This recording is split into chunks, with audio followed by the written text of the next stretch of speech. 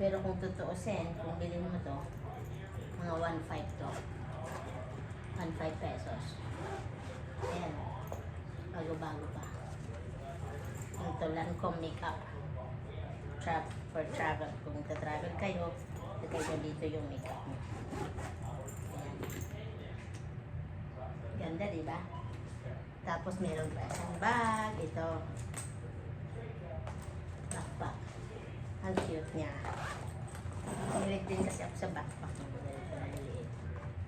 Yan, magandang quality niya guys. Ang tatak niya is Jessica Simpson.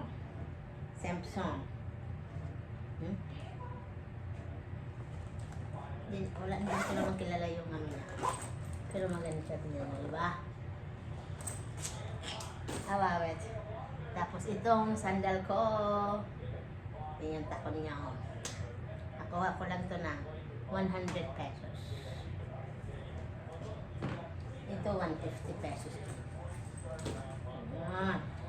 Tapos ito pa. Decoration.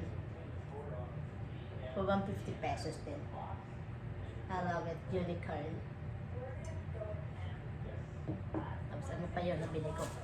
Ito pa. Decoration. Love, love. 100 pesos for two. Diba ang saya-saya. Kaya gusto ko talaga pumunta lagi dun guys. Kasi yung pera mo, marami ka nang mabibili. So nakabili ako ng marami. 1, 2, 3, 4, 5 items sa $14 ko. Pero kung pupunta ka dun sa pinaka-mall talaga, yung $14 mo siguro isa lang yung mabili mo.